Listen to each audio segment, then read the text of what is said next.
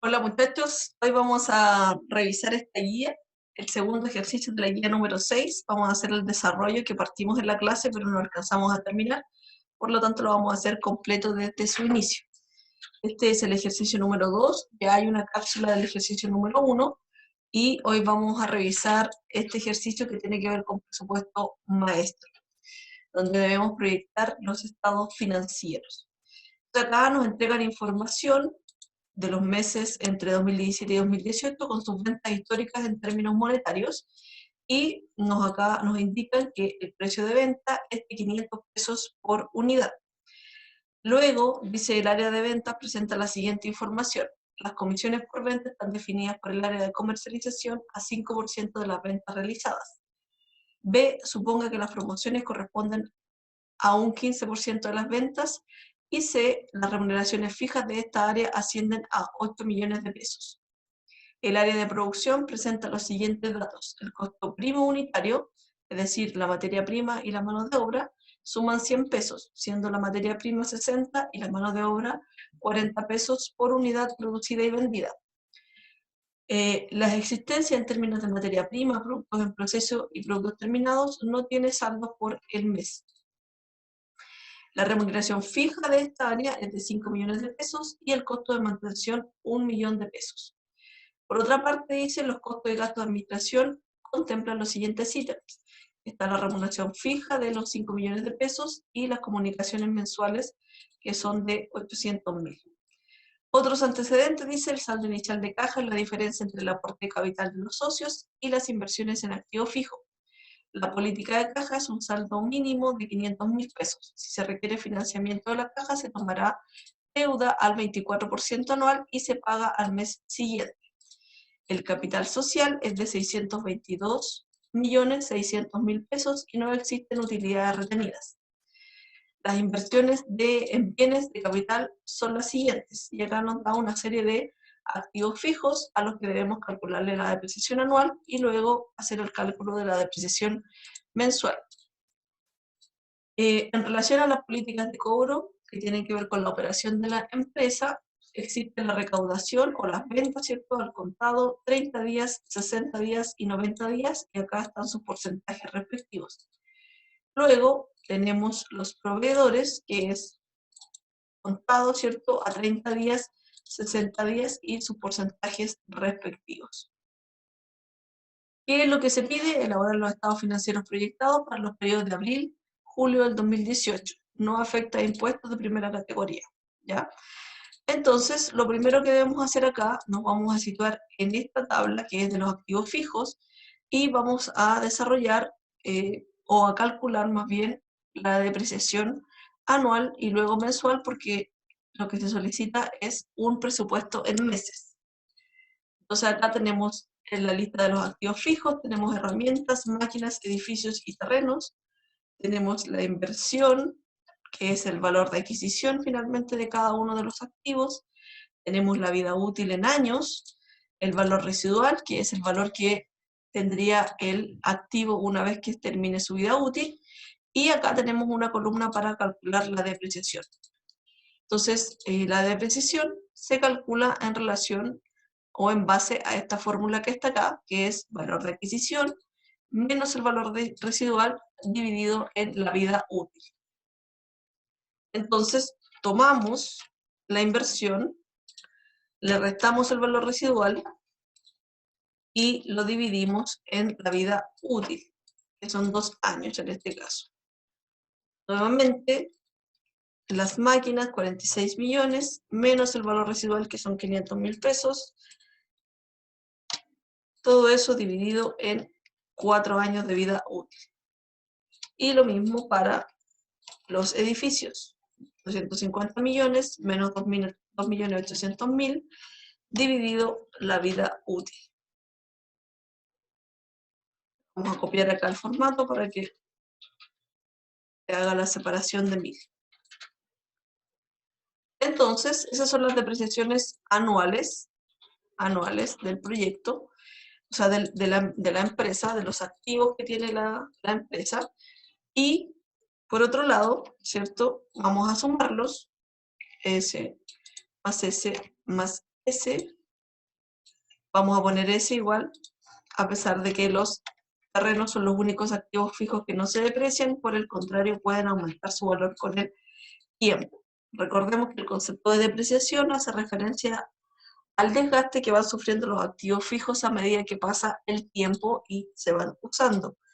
Y que este concepto de depreciación o este ajuste contable más bien nos sirve como beneficio tributario y lo podemos ocupar para rebajar los impuestos que debe pagar la empresa. Entonces, como tenemos la depreciación anual y los presupuestos que se solicitan están en forma mensual, vamos a dividir este monto anual en 12 para obtener un monto mensual. De nuestro monto mensual que vamos a necesitar para nuestro estado financiero va a ser de 1.950.000. Vamos a destacar esto aquí para que después lo podamos utilizar ese dato. Luego, una vez que ya tenemos el cálculo de la depreciación, nos vamos a ir a la proyección de los ingresos.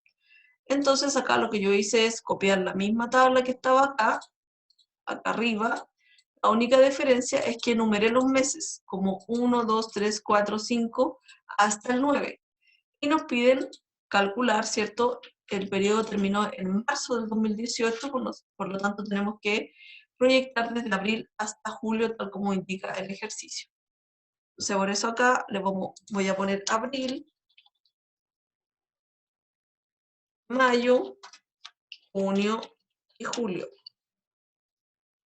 Y vamos a proyectar entonces el periodo 10, el 11, el 12 y el 13. Y vamos a utilizar la función pronóstico lineal que nos ofrece Excel para poder proyectar los meses siguientes.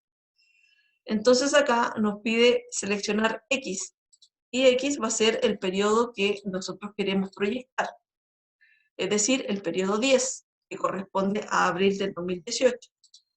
Punto y coma, dice conocido Y, recordemos que Y es la variable dependiente y son las ventas. Entonces seleccionamos del 1 al 9, cerramos el paréntesis y acá nos pide conocido X y sabemos que X son los años o los periodos anteriores, en este caso los meses anteriores. Y seleccionamos del 1 al 9 y cerramos el paréntesis.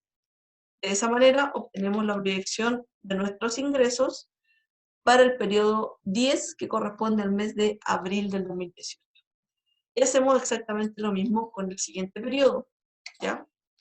Pronóstico lineal, seleccionamos el X, que en este caso es 11, punto y coma, conocido Y, esta vez seleccionamos hasta el periodo 10, punto y coma, seleccionamos los datos de X, que es hasta el mes 10. La única diferencia, ¿cierto?, entre uno y otro es que debemos ir incorporando el cálculo anterior. Entonces, pronóstico lineal, ahora queremos el periodo 12, punto y coma, seleccionamos la variable Y, que son las ventas, y seleccionamos la variable X, que son los periodos. Cerramos el paréntesis. Lo mismo con el último periodo. Pronóstico lineal. Ahí. El mes 13, punto y coma, la variable Y, que son la facturación, o las ventas, y la variable X, que son los meses. Cerramos el paréntesis y tenemos todos los datos de las ventas que necesitamos proyectar para los meses de abril, mayo, junio y julio del 2018. Considerando que el costo de la materia prima está en términos unitarios, ustedes se fijan, la facturación y la materia prima también está en términos unitarios, costo de materia prima unitario, si ustedes se fijan, la venta ya está multiplicada en el fondo por el precio y la cantidad, pero sí nos entrega el precio al que se vende cada unidad. Y dado que los costos están en términos unitarios, necesitamos saber cuántas son las cantidades que se venden, o las unidades. Por lo tanto, si el precio es 500 para todos los periodos, podemos determinar la cantidad de unidades que se venden por cada periodo. Tenemos el precio y tenemos la cantidad en términos monetarios, la cifra, ¿cierto? La facturación de cada mes y tenemos el precio. Por lo tanto, para determinar la cantidad de unidades, vamos a tomar la venta y la vamos a dividir en el precio. De esa manera vamos a determinar que en el mes de abril se venden 99.100 unidades, para el mes de mayo se venden 100.680 unidades, para el mes de junio se venden 102.260 unidades y para el mes de julio se venden 103.840 unidades. ¿Ya? Una vez que ya tenemos hecho el cálculo de las unidades y de la facturación, nuestro pronóstico, con la función pronóstico, ¿cierto? Nosotros lo que vamos a hacer es pasar los datos hacia acá. Entonces, los ingresos mensuales, vamos a ir en el fondo a desarrollar nuestro primer estado financiero, que es el estado de resultados. Y para eso necesitamos, ¿cierto?, determinar o enlazar, ¿cierto?, los ingresos. Vamos a tomar los ingresos de cada uno de los periodos, mayo, junio, julio. Tenemos enlazado todos nuestros ingresos. Luego vamos a ir a los costos variables. ¿Y de qué se componen los costos variables? Se componen de la materia prima, la mano de obra, las comisiones por venta y las promociones. Es decir, todo lo que se relaciona o tiene directa relación con las ventas, con la cantidad de ventas, con la cantidad de ingresos que haya. Entonces vamos a multiplicar, en este caso, para obtener el costo de la materia prima, vamos a tomar la cantidad de unidades, ¿ya? Y la vamos a multiplicar por el precio de la materia prima, que en este caso es 60. Vamos a hacer lo mismo para mayo, con las 680 unidades, por el costo de la materia prima. 102.260 por el costo de la materia prima. 103.000 por el costo de la materia prima. Y ahí tenemos todos los periodos que necesitamos para calcular nuestro costo de materia prima.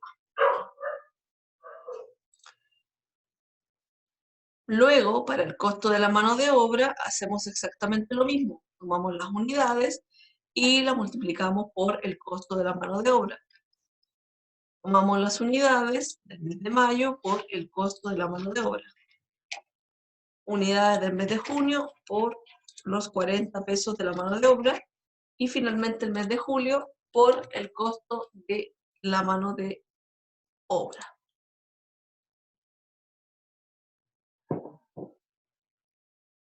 Perdón, ahí. S por S. Ahí sí. Y ahí tenemos todos los datos de materia prima y mano de obra. Luego, si nosotros nos vamos a la indicación, dice acá, en relación al área de ventas, ¿cierto? Que las comisiones de venta están definidas por el área de comercialización a 5% de las ventas realizadas y las promociones a un 15% de las ventas, ¿ya? Entonces, eso se mueve en directa relación con los ingresos porque es un porcentaje sobre las ventas. Entonces, nosotros vamos a tomar los ingresos y los vamos a multiplicar por el 5% que indica para las comisiones y simplemente vamos a copiar nuestra fórmula hacia el lado con esta función que está acá al ladito, en el botón derecho del mouse, y usted pone ahí opciones de pegado y copia la fórmula. De esa manera no le genera impacto en el formato de su Excel. Y luego hacemos lo mismo con las promociones, tomamos los ingresos mensuales y lo multiplicamos por el 15%. Y obtenemos, ¿cierto?, el dato. Y hacemos exactamente el mismo ejercicio. Entonces, con el botón derecho, copiamos la fórmula. No copiamos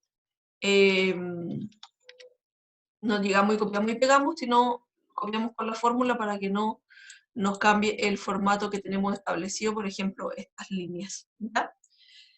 Luego que tenemos todos los costos variables, es decir, todos los costos que tienen directa relación con los ingresos, nosotros vamos a determinar el margen bruto. Y el margen bruto se determina mediante la diferencia entre los ingresos y todos los costos variables, es decir, los 49.550.000 del mes de abril, menos el costo de la materia prima, menos el costo de la mano de obra, menos el costo de las comisiones por venta y menos el costo de las promociones. Y ahí obtenemos nuestro resultado y copiamos la fórmula igual que en los casos anteriores con ese copiado. Una vez que tenemos nuestro margen bruto ya determinado, lo que hacemos es registrar los costos fijos. ¿Cuáles son los costos fijos? Entonces, una vez que tenemos el margen bruto determinado, lo que vamos a hacer es registrar todos los costos fijos. En este caso, vamos a volver a los datos de allá arriba, y por ejemplo, acá tenemos las remuneraciones por venta, que son, ¿cierto? Tal como indica acá, 8 millones de pesos. Entonces, vamos a poner acá 8 millones de pesos, ahí, y copiamos hacia el lado. Ahí lo pueden pegar con pegado de valores. Luego, la remuneración de administración, vamos a volver nuevamente a las indicaciones, y en relación a la remuneración de administración, indica que son 5 millones de pesos, lo mismo que para la remuneración del área de producción. Entonces, tenemos 5 millones y 5 millones. Y lo copiamos con pegado especial. Así. Así. Luego los costos de mantención, que están en el área de producción, ahí está, la mantención, y luego tenemos las comunicaciones, que son del área de administración y ventas, por 800.000 pesos. Entonces tenemos 1 millón de costos de mantención, acá 1 millón, y 800.000 del área de comunicaciones. Pegamos hacia el resto de los periodos, y luego nos vamos al último ítem, que es la depreciación. Y eso lo vamos a sacar, ¿cierto?, del dato que determinamos acá de la depreciación mensual. Y ese dato lo vamos a fijar para también pegarlo en los meses siguientes. También lo pegamos con una fórmula, ¿cierto? Copiar fórmula para que se nos pegue el mismo valor que fijamos en la primera celda. Entonces, ahí tenemos registro de todos los costos fijos, remuneraciones, solo traspaso de datos. Muchachos, lo importante acá es identificar si corresponde a costos variables o costos fijos, ¿ya?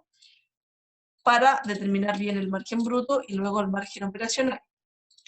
Una vez que ya tenemos el registro de todos los costos fijos, vamos a determinar nuestro margen operacional, también conocido como BIT o EBIT, que es el beneficio antes de intereses e impuestos. Y para ello vamos a tomar el margen bruto y vamos a restar todos los costos fijos, las remuneraciones de venta, de administración, de producción, el costo de mantención, las comunicaciones y la depreciación. ¿Ya? Entonces ahí tenemos nuestro margen operacional y para evitar errores copiamos la fórmula hacia el lado. Ahí tenemos todo nuestro margen operacional determinado, que es la diferencia, dijimos, entre el margen bruto y todos los costos fijos, tal como se muestra en la fórmula que acabamos de realizar. Luego tenemos los intereses todavía no los conocemos, los vamos a conocer acá cuando veamos si existe necesidad de solicitar financiamiento o no. Por lo tanto, por ahora lo vamos a dejar en blanco, pero sí vamos a hacer la fórmula, que es la del beneficio antes de impuesto es el margen operacional menos los intereses. ¿Ya? Acá no hay impuesto, por lo tanto, dice que entonces vamos a tomar el beneficio antes de impuesto y le vamos a restar el impuesto, que va a ser el mismo porque dice que la empresa no está afecta a impuestos. Un mundo maravilloso. Entonces, copiamos la fórmula aquí y copiamos la fórmula acá. ¿Ya? Entonces dijimos, el beneficio antes de impuesto, la diferencia entre el margen operacional menos los intereses, y el beneficio neto, la diferencia entre el beneficio antes de impuesto menos el impuesto. ¿Ya? Y copiamos nuestra fórmula. Entonces ahí tenemos el primer estado financiero, esto, que es el estado de resultados, lo tenemos listo. ¿Ya? Lo tenemos listo. El segundo paso, o el segundo estado financiero que vamos a realizar, es el estado de flujo de efectivo o el flujo de caja. ¿Y con qué parte el flujo de caja? Parte con las recaudaciones, es decir, con los ingresos. ¿Y qué tipo de ingresos tenemos? Tenemos un solo ingreso que tiene que ver con la operación, es decir, los ingresos por las ventas. ¿Ya? Recuerde que el flujo de caja registra todas las operaciones, ¿cierto? O todos los movimientos de efectivo que tienen origen en la operación, el financiamiento y las inversiones. ¿Ya? Nosotros principalmente vemos actividades de operación, ¿ya? Y financiamiento de corto plazo. Entonces, vamos a revisar, vamos a distribuir entonces las recaudaciones en relación, ¿cierto?, a la distribución que se genera acá, a las proporciones que se indican en el ejercicio, donde se indica que las ventas se recaudan el 20% al contado, el 30% al crédito, 40% a 60 días y el 10% a 90 días, 30% a 30 días. Entonces, para ello vamos a tomar los ingresos del mes de abril y los vamos a distribuir, en este caso, por el 20% o el 0,2. Luego vamos a tomar los mismos ingresos y lo vamos a multiplicar por el 30%, que corresponde a los 30 días. Luego, en el otro mes, a los 60 días, ¿cierto? Vamos a tomar los mismos ingresos y los vamos a multiplicar por el porcentaje correspondiente, que es 40% o 0,4. Y por último, los mismos ingresos de 49.550.000 por el porcentaje de los 90 días, que es un 10% o un 0,1. Si nosotros sumamos, esto nos tiene que dar el total de la venta del mes de abril, que asciende a 49.550.000. Por lo tanto, está correcto, y lo que hacemos acá es destacarla con un color para que después vayamos haciendo la distribución de los siguientes periodos. Vamos a hacer la distribución entonces ahora de los ingresos del mes de mayo. Tomamos los ingresos del mes de mayo, lo multiplicamos por el porcentaje al contado, que es un 0,2. Luego el mismo monto lo multiplicamos por el 0,30, que es a 30 días. Me faltó ahí. Por 0,3.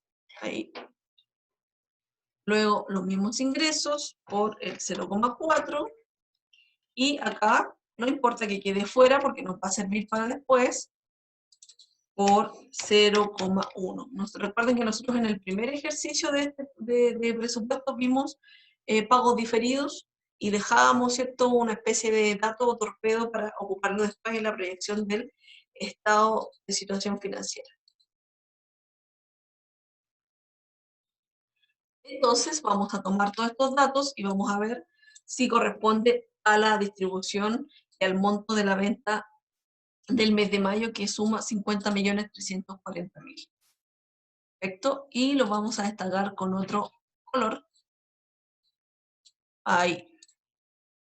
Luego vamos a tomar, ¿cierto?, los ingresos del mes de junio y lo vamos a multiplicar nuevamente por sus porcentajes correspondientes, 0,2 por 0,3 por 0,4 y finalmente por 0,1, ¿ya? Ahí tenemos los 4 periodos, o sea, las 4 distribuciones, el 20, el 30, el 40 y el 10, los sumamos y suman 51.130.000, que cuadra, ¿cierto?, con los ingresos de junio. Y le vamos a poner otro color. Ahí.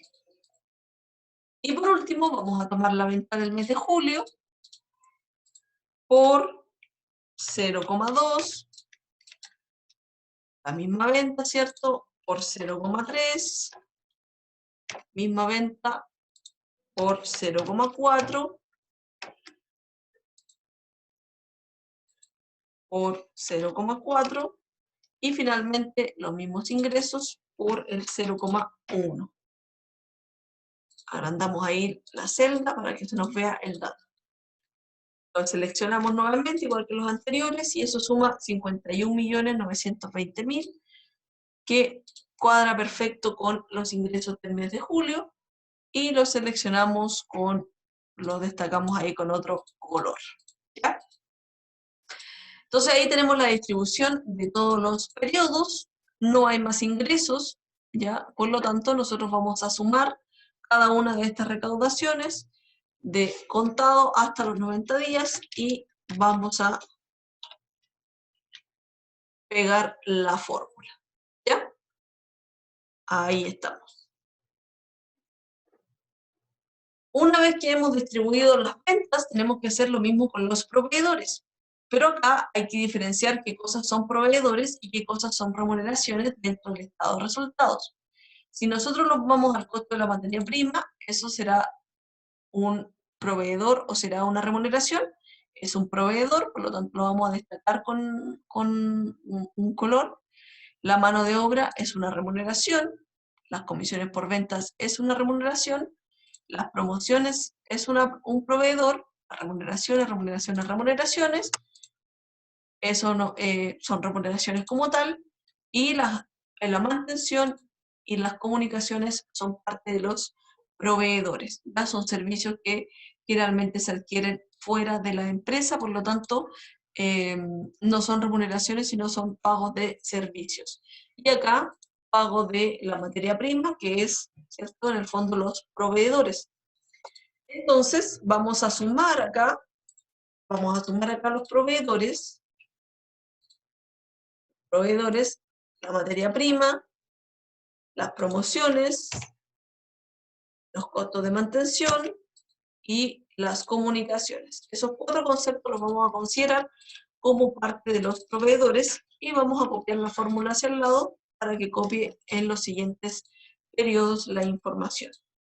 Y luego vamos a distribuir exactamente igual como lo hicimos con los ingresos, vamos a distribuir el pago a los proveedores. Tomamos los 15 millones y lo multiplicamos por el 0,4 o el 40%, que es al contado. Tomamos los 15 millones y lo multiplicamos por 0,4 nuevamente, que es el pago a 30 días. Y por último, volvemos a tomar los 15 millones por el 0,2, que es el pago a 60 días. Lo seleccionamos, nos cuadra y ahí le ponemos un color que lo distinga. Luego distribuimos el mes de mayo, 0,4, 0,4 y finalmente 0,2. 0,2. Lo seleccionamos, nos cuadra y le ponemos ahí otro color. Luego distribuimos el mes de junio por 0,4, por 0,4 y por 0,4, 0,2. Esto lo alcanzamos a ver en la clase, chiquillos, lo alcanzamos a terminar. Ahí nos cuadra 15.605.000 y lo destacamos con otro color. Y por último, distribuimos el mes de julio por 0,4, 0,4 y 0,2. Y ahí estamos, sumamos, ¿cierto? Y efectivamente también nos cuadra, 15.818.400.000, y lo destacamos con otro color para que podamos identificar a qué mes corresponde. Entonces, tampoco tenemos más egresos en términos de proveedores porque los unimos todos en ese concepto y sumamos. Ojo, aquí no puede sumar el total de los proveedores, tiene que sumar desde el contado hasta los 60 días. La suma de los proveedores la dejamos ahí solamente para efectos de distribución y facilitar el cálculo, ¿ya? Pero no se incluye dentro del total del pago a los proveedores. Entonces solamente desde el pago contado hasta el pago a los 60 días. Y sumamos hasta el final.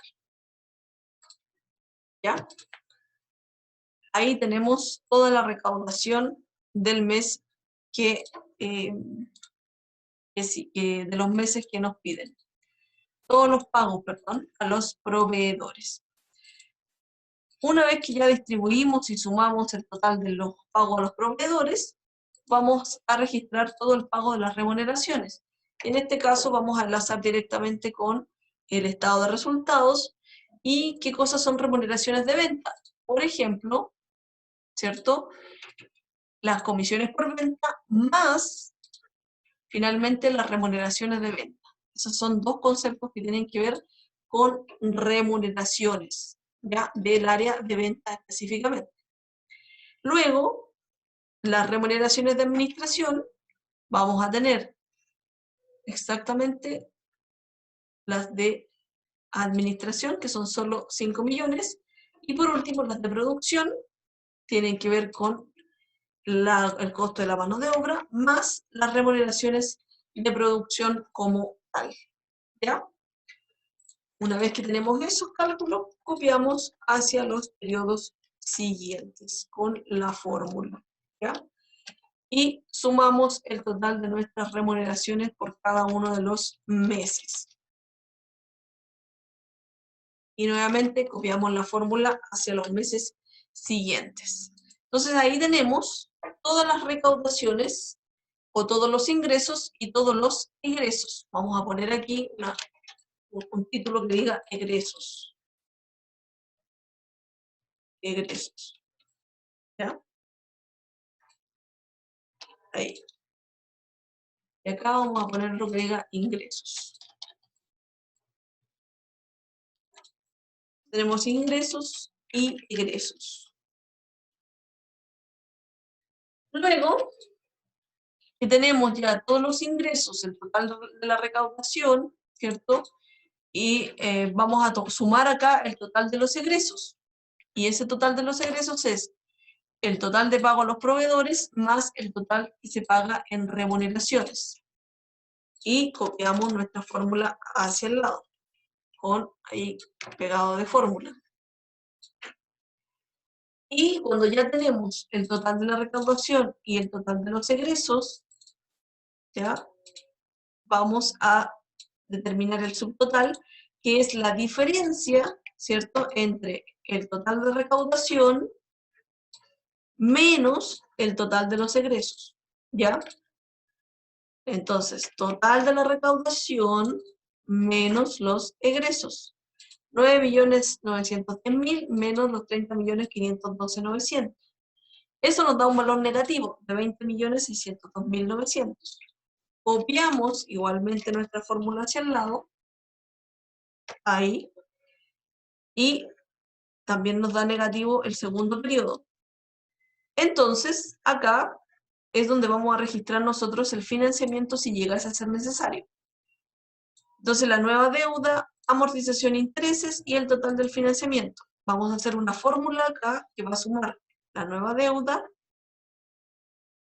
menos la amortización menos los intereses. O más, también lo puede hacer con más porque después vamos a dejar en negativo esos otros datos. ¿Ya? Más. Entonces repetimos, vamos a tomar la deuda más la amortización más los intereses. Lo vamos a dejar todo con más porque la amortización, es decir, cuando tengamos que pagar la deuda, la vamos a dejar en negativo y también los intereses. Y luego acá el subtotal del flujo financiado va a ser el subtotal más el total de financiamiento, ¿ya? Vamos a dejar todo con fórmula para poder determinar si vamos a quedar con algún saldo en contra y si vamos a tener que pedir o no un crédito. Recordemos que esto también lo vimos en la clase y alcanzamos a ver todo este componente. Entonces, el saldo inicial, ¿qué decía acá en relación al saldo inicial? Vamos a subir a las indicaciones y decía lo siguiente. En la política de caja es un saldo mínimo de 500.000 pesos, eso es súper importante, y si se requiere financiamiento, la caja tomará, ¿cierto?, una deuda al 24% anual y se paga al mes siguiente. El saldo inicial de la caja es la diferencia entre el aporte de capital de los socios y las inversiones en activo fijo. Entonces, vamos a hacer ese cálculo por acá al ladito. Se dice el capital, ¿cierto? Esto es como la ecuación básica o la ecuación contable cuando se inician las actividades. Entonces, el capital dice que son 622.600.000 y la inversión en el total de activos, los fijos, ¿cierto? Son los 604 que aparecen acá. Entonces, vamos a copiar aquí el formato para que nos quede con los separadores de 1000 correspondientes. Ahí nos faltó un 0, 622.600.000, y nos dice que el saldo de la caja es la diferencia entre el capital menos los activos fijos. Entonces, nuestro saldo de caja asciende a 18 millones de pesos, ¿ya? Cuando nosotros iniciamos actividades, por ejemplo, tendríamos que poner contablemente activo fijo, caja contra capital. Y así cuadramos la ecuación contable. Entonces tenemos 18 millones de saldo inicial, que los vamos a registrar acá.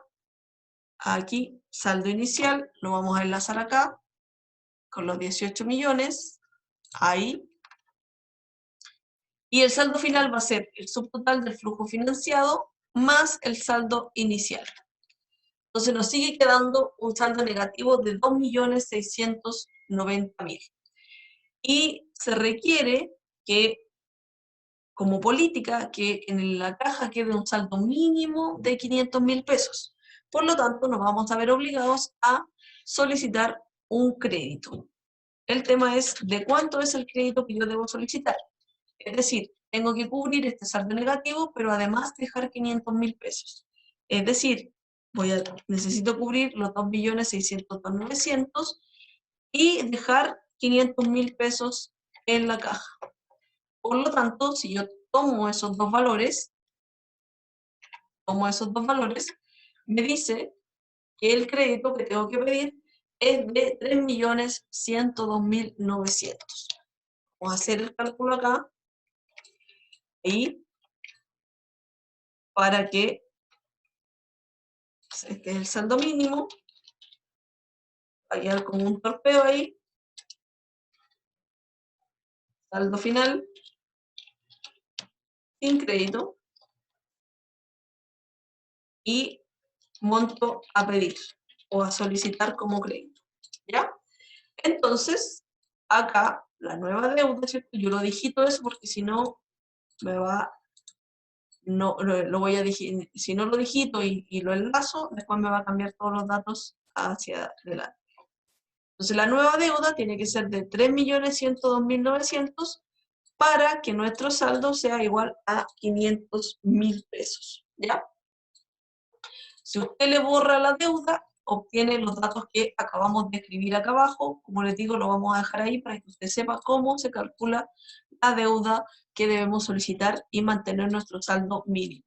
Es decir, ahí los 3.102.900 es el nuevo crédito y nos va a generar finalmente el saldo que requerimos, que es de 500.000 pesos.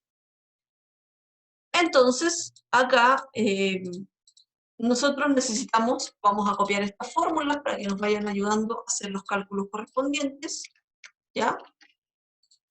Y acá vamos a copiar esto también. Y el saldo inicial va a ser el saldo final del periodo anterior, es decir, los 500.000 pesos. Y vamos a copiar también la fórmula del saldo final. De nuevo. Ahí. Oh, ¿qué pasa?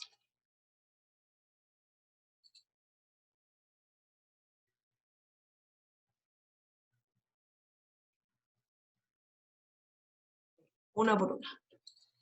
Entonces, acá nos dice que son menos 17 millones. Esto lo copié mal. Lo copié con datos, no con la fórmula. Ahí. Ahí.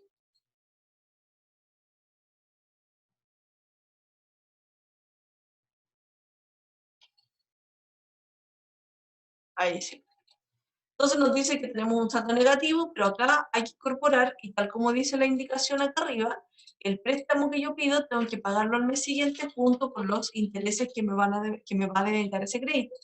Dice ahí, si se requiere financiamiento de la caja, se tomará una deuda del 24% anual y se paga al mes siguiente. Entonces ahí primero nos da una tasa anual, vamos a hacer el cálculo acá al ladito. La tasa anual es de un 24%, pero nosotros estamos trabajando en meses, por lo que necesitamos tener una tasa mensual. Entonces, simplemente vamos a tasa mensual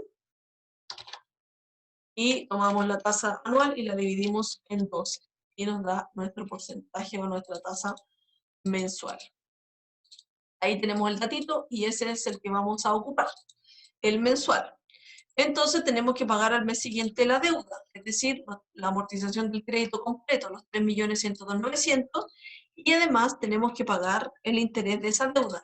Entonces vamos a volver a tomar los 3.102.000 con un signo negativo y lo vamos a multiplicar por el porcentaje de la tasa de interés, que es un 2%, y eso tenemos que pagar de intereses para que también nos quede en negativo.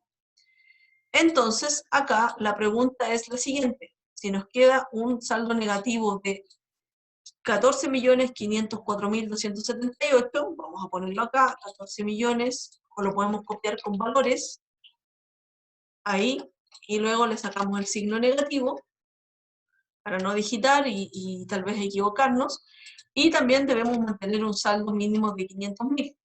Por lo tanto, vamos a tener que pedir prestado 15.004.278. Y lo vamos a colocar acá como nueva deuda.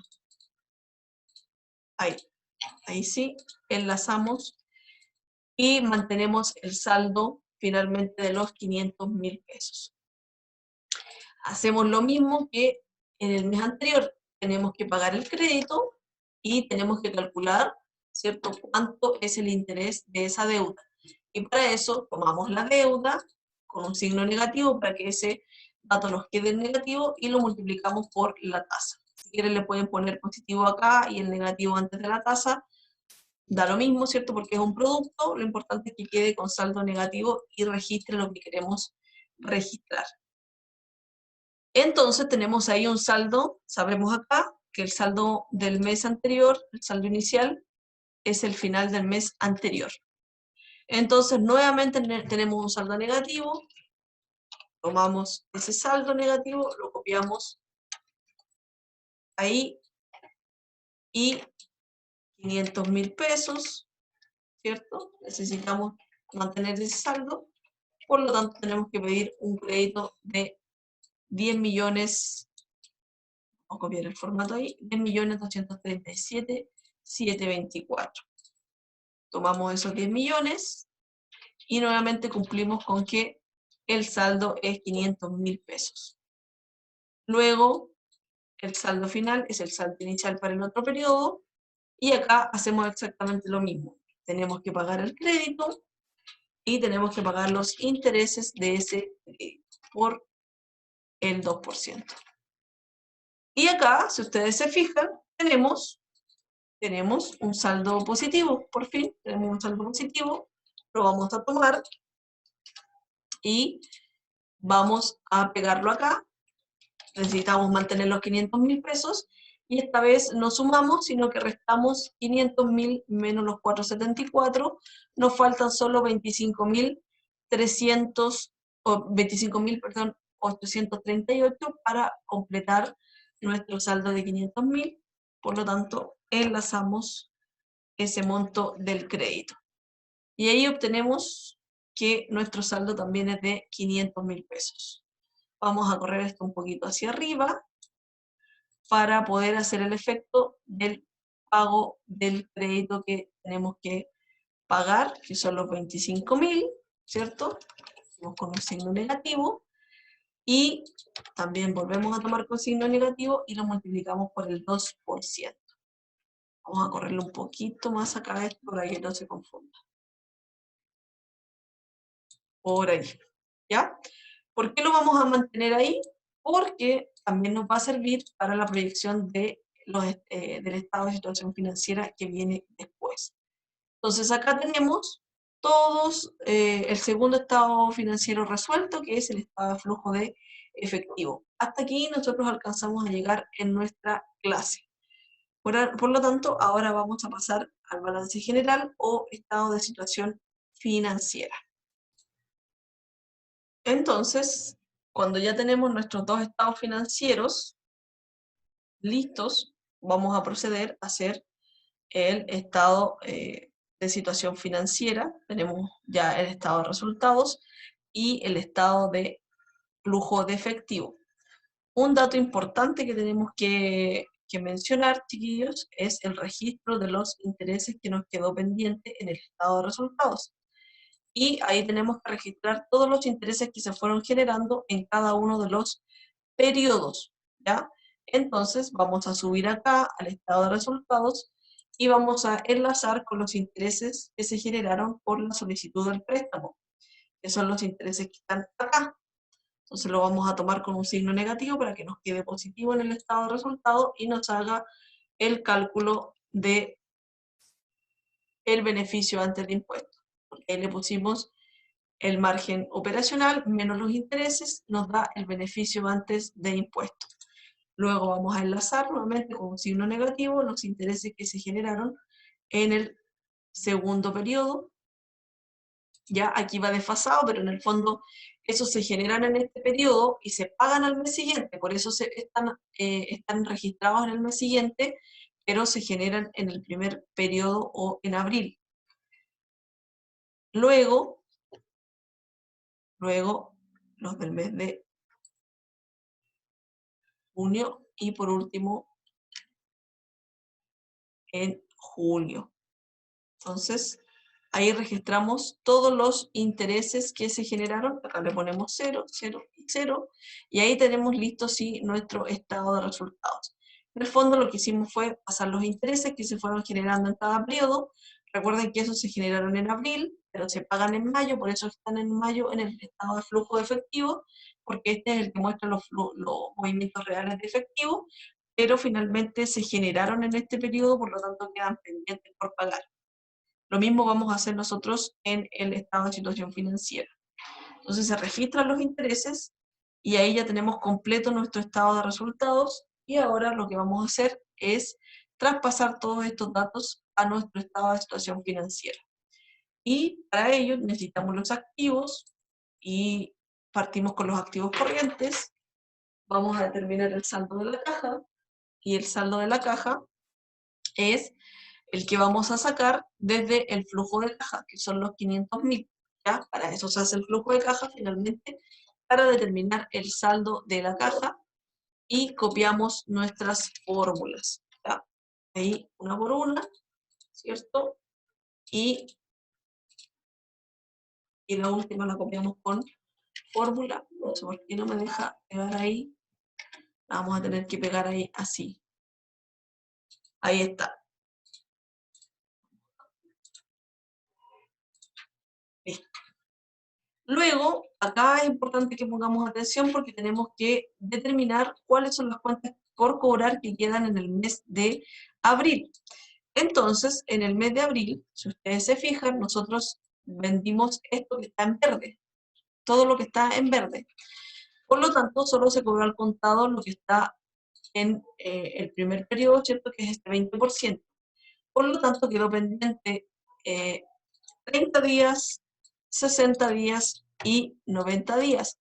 Y eso es lo que vamos a registrar como saldo de las cuentas por cobrar, ¿ya? Por eso es importante los colores, ¿ya? Entonces, eso es lo que nos queda pendiente por cobrar, que son 39.640.000. Muy bien. Luego, atención acá, vamos a registrar todo lo que queda pendiente desde mayo. Entonces en mayo yo vendí y recaudé eso, pero me va a quedar pendiente por cobrar. Me queda pendiente todavía 60 días de abril y 90 días de abril, más la venta que se generó en mayo y todo lo que quedó pendiente del cobro de mayo, que es lo que está en naranjo. Eso más eso más eso, ¿ya? Entonces nos queda un saldo de 65.047.000. Luego, para el mes de junio, ¿qué es lo que queda pendiente por cobrar? Yo cobré todo eso y tengo activas las deudas, ¿cierto?, desde abril y mayo, y la que se generó ahora en junio. ¿Qué se generó o qué queda pendiente, por ejemplo, de abril? Quedan los 90 días, queda pendiente de mayo esa, más, ¿cierto?, toda la deuda que se generó en junio, que son los valores que están destacados con celeste. Y luego, ¿cierto?, luego queda pendiente en el mes de julio, todo lo que está fuera del mes de julio en el fondo es sumar todo esto que está acá. Esto ya está recaudado, pero todo esto que está acá queda pendiente por cobrar. Eso, más eso, más eso, más eso, más eso. Si usted quiere lo puede copiar en orden, ¿cierto? Lo que queda de la deuda de mayo, lo que queda de junio y lo que queda de julio, ¿ya? Pero ahí tenemos nuestro saldo, que son 72.135.000. Es importante que pueda identificar, ¿cierto?, qué es lo que va quedando pendiente de cobrar. Cuando haga esto, imagínese que esto de acá no estuviera. Entonces vea solo el color de la distribución del mes de abril. En el mes de abril queda pendiente por cobrar lo de mayo, junio y julio de esa venta. Después, cuando vamos a mayo, queda pendiente, recaudamos el 20% contado y el 30 días de la venta de abril, pero nos sigue quedando pendiente 2 cuotas en el fondo del mes de abril y la nueva deuda que se genera en el mes de mayo, ¿ya? Imaginando que todo esto de acá todavía no ocurre, ¿ya? Y lo mismo hacemos en el caso de los proveedores. Vamos a, primero, antes de ir a los proveedores, ¿cierto?, vamos a ir a los activos no corrientes o los activos fijos y vamos a tomar los datos que están acá, vamos a copiar y pegar, ¿cierto?, los datos de los activos que tenemos, que son los que están acá. Herramientas, máquinas, edificios y terrenos, vamos a copiar su valor de adquisición y lo vamos a colocar acá. Y lo vamos a pegar aquí en todos los periodos, ¿ya? Ahí. Y vamos a copiar el formato. Perdón, me equivoqué.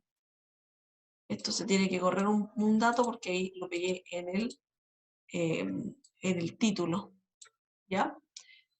El título. Y copiamos el formato aquí para que nos copie, nos haga la separación del eje. Y luego tenemos que registrar la depreciación acumulada. ¿Cómo se registra la depreciación acumulada? La depreciación acumulada va en negativo, ¿cierto? Va restando los activos porque es el desgaste, dijimos, que van sufriendo los activos. Y es la misma depreciación que está en el estado de resultado, pero esta vez es acumulada. Es decir, vamos a tomar la depreciación que está en el estado de resultado, es decir, el 1.950.000, y lo vamos a colocar en el primer periodo. Y luego vamos a colocar la depreciación de abril menos la depreciación de mayo para que la sume, ¿cierto? Y así con el resto de los periodos. Por eso se llama depreciación acumulada. Del primero, del segundo y del tercer mes. Ahí. Y por último, sumo todas las depreciaciones. Ahí. Esa menos esa, lo hago todo con signo negativo para que me quede el valor en negativo y yo pueda facilitar en el fondo el uso de la fórmula, ¿ya? Acá, ojo chiquillos, si ustedes se fijan, nosotros distribuimos todas estas cosas que están acá, tanto en costos variables como fijos, lo distribuimos acá como pagos de proveedores o de remuneraciones, ¿ya? Ojo con eso porque por ahí me preguntan de repente por qué no se considera la depreciación en el flujo de caja. No se considera va al estado de situación financiera, porque es un ajuste contable. No es un egreso real de efectivo, sino que es un ajuste contable que, como les mencioné anteriormente, sirve de beneficio tributario. Y en el fondo, en el flujo de caja solo se muestran los egresos e ingresos reales de efectivo, no los ajustes contables. Entonces, ¿podríamos ponerla en positivo? Por supuesto que sí. Tiene que tener solamente la particularidad y poner la atención de que esta cuenta va restando el valor de los activos. Acá, para efectos de practicidad, vamos a tomar una suma y simplemente, ¿cierto?, la vamos a replicar para los siguientes periodos. Ahí estamos con la suma de nuestros activos fijos o nuestros activos no corrientes. Registramos todos nuestros activos no corrientes, y restamos la depreciación. Y una vez que ya tenemos eso, acá nos faltó sumar, ¿cierto?, el total de los activos corrientes. Sumamos la caja y las cuentas por cobrar. Caja más cuentas por cobrar. Caja más cuentas por cobrar. Caja más cuentas por cobrar.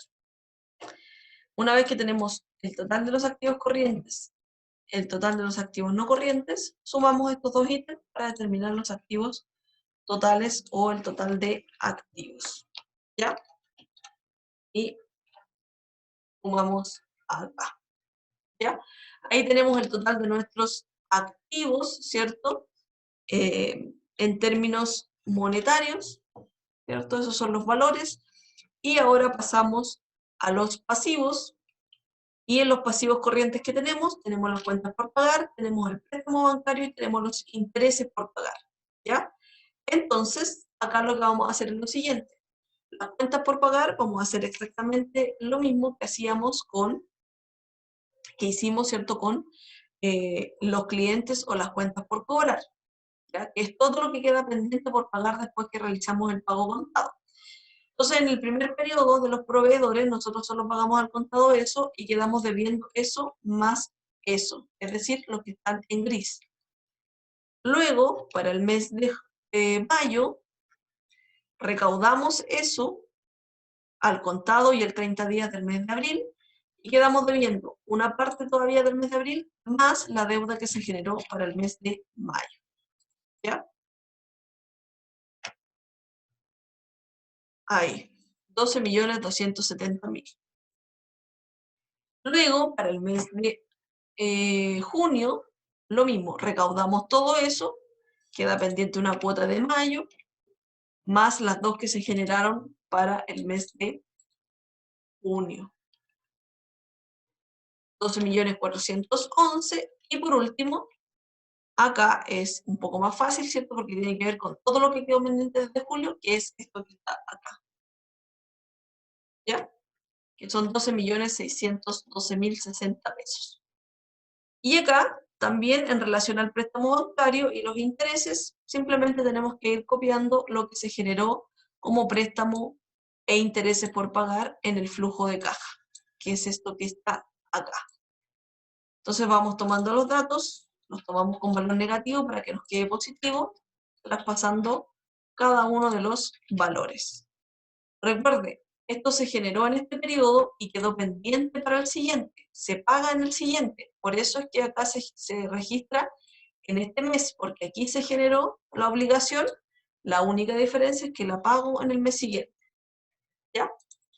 Vamos a hacer el enlace entonces con el siguiente periodo, ahí, y con los sucesivos, los 10 millones y los 204.000.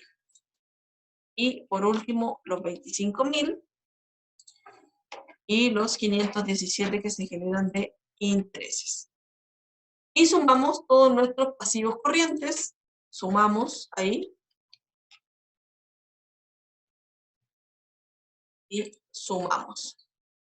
Luego no tenemos pasivos no corrientes, por lo tanto nos vamos directo al capital social. Entonces, chiquillos, vamos a la última parte de este estado de situación financiera, donde tenemos que registrar el capital, y lo enlazamos con el dato que tenemos acá, donde calculamos el saldo de la caja. este dato que decía que el capital era 622.600.000 pesos. Y ese lo replicamos, podemos fijar la fórmula y replicamos para los siguientes periodos. ¿Ya? Ahí. Luego, el resultado del ejercicio lo enlazamos con nuestro estado de resultados, que es el beneficio neto, este que está acá. Simplemente enlazamos, vamos copiando la fórmula, ¿cierto? Ahí. Ahí. Copiamos nuestra fórmula. Y finalmente, ¿cierto? Las utilidades retenidas, la indicación que decía acá, era que el capital social era 622.600.000 y no existen utilidades retenidas, por lo tanto, las utilidades retenidas para el primer periodo 0, para el segundo periodo son las del ejercicio anterior, ¿ya? Y para las del mes de junio son las del mes anterior más el resultado del ejercicio del mes anterior, ¿ya? Las utilidades retenidas que ya se traen y las del ejercicio del mes anterior. Y por último, para el mes de julio, las retenidas más el resultado del ejercicio anterior. Y ahí tenemos, ¿cierto?, nuestro cálculo de las utilidades retenidas. Es el único cálculo que se hace acá en el patrimonio porque el capital social ya viene dado, solamente se replica y el resultado del ejercicio se enlaza, ¿cierto?, con el estado de resultado. Entonces, decía que no traíamos utilidades retenidas y la utilidad del ejercicio del periodo de abril pasa como utilidad retenida para el mes de mayo. Para obtener la utilidad retenida del mes de junio, tomamos las utilidades retenidas del mes de mayo y le sumamos el ejercicio de ese mismo mes. Y por último, tomamos las utilidades retenidas del mes de junio y le sumamos el resultado de junio como tal. Sumamos, ¿cierto?, nuestro total de patrimonio, ahí, y replicamos nuestra fórmula hacia los siguientes periodos. Algo pasa que no me deja copiar, y ahí copiamos el final. Y por último, el total de patrimonio va a ser, en este caso, el total de los pasivos corrientes más el total de patrimonio. Y por supuesto que nos tiene que cuadrar con el total de activos, y nos cuadra perfecto. Vamos a ver si los otros periodos nos cuadra igual, y efectivamente nos cuadran todos los periodos. Una forma de, ¿cierto?, comprobarlo es restarlo para ver si efectivamente nos da igual, y efectivamente tenemos 0 diferencias en cada uno de los periodos, por lo tanto hicimos bien el ejercicio que nos solicitaban de proyectar todos los estados financieros. Ese es el ejercicio, muchachos, revísenlo, vamos a contestar dudas el próximo martes, en nuestra clase del próximo martes. Y de lo contrario, si tienen dudas antes, me pueden escribir un correo, ¿cierto? O dejar su duda en el foro, ¿ya? Ese es el ejercicio, entonces, chiquillos, número 2 de la guía número 6.